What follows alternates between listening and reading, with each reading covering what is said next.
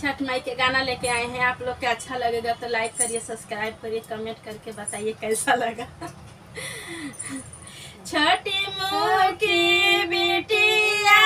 Duminy के उनकर लंबी लंबी के उनकर लंबी लंबी के सुपवाले बिटिया भैले राघा के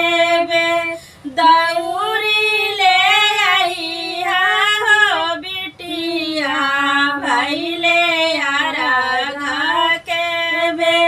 छोटी मोटी बिटिया हिरनी के उनकर लंबी लंबी के उनकर लंबी लंबी के दूधावा ले आई हो बिटिया भैले राघा के बेर भैले राघा के बेर छोटी मोके बिटिया गुजरनी के